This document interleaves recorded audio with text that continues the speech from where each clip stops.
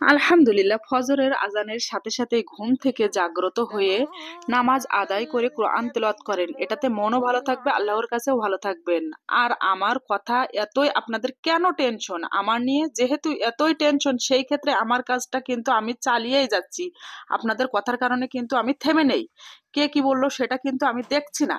ফেসবুকে মানে ফোনের মাধ্যমে আমি যে ভিডিও ছাড়ি সেজন্য কিছু মানুষের অনেক প্রবলেম। আমি নাকি অনেক গুনাহের কাজ করছি, আমার গুনাহের হিসাবটা না হয় আমিই দিব।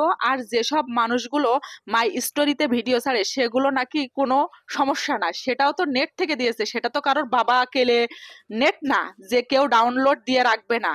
সেই ক্ষেত্রে আমার নিয়ে সমালোচনা না করে বেশি করে আপনাদের চিন্তাটাই করুন, কারণ যে সকল পুরুষ ও মহিলারা আমার নিয়ে সমালোচনা করেন একটু তাকিয়ে দেখেন তো আপনারা ঠিকভাবে বাসার আঙ্গিনায় যখন ঘোরেন তখন পর্দা করেন কিনা? বাজারে যাওয়ার সময় খুব হাজিবুড়ি সাজেন, তাই না? আরে পুরুষদেরকেও বলছি, যখন আপনারা চায়ের দোকানে থাকেন তখন আপনারা বাসার খেয়াল রাখেন যে ঘরের বেটার বউ আছে, সে মানে নিজের মেয়ে আছে, নিজের বউ আছে, তারা পর্দা করেন কি, নামাজ পড়েন কি? দেখেন তো একটু তাকিয়ে। সেই জন্য বলছি, কারোর সমালোচনা না করে বেশি করে পরিবারের মানুষগুলোকে নামাজ পড়তে বলেন, কোরআন তেলাওয়াত করতে বলেন, এটাতেই ভালো থাকার চেষ্টা করেন। পরের নিয়ে সমালোচনা কইরেন না, মাথা ঘামিয়েন না।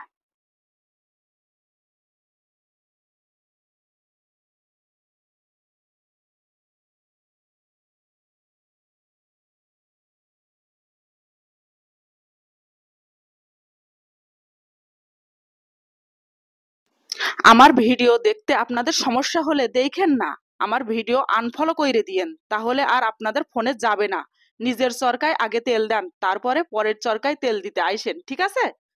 অনেক আফুরা আছে skin tight three piece salwar পরে ঘুরে ঘোরাঘুরি করেন নিজেদের বাসায়, সেটা কিন্তু অনেক পর্দার খেয়ানত হয়। এটা একটু ভাবেন তো, এটা কি খুব ভালো কথা? আমার চরকাতে তেল দিতে আসেন না।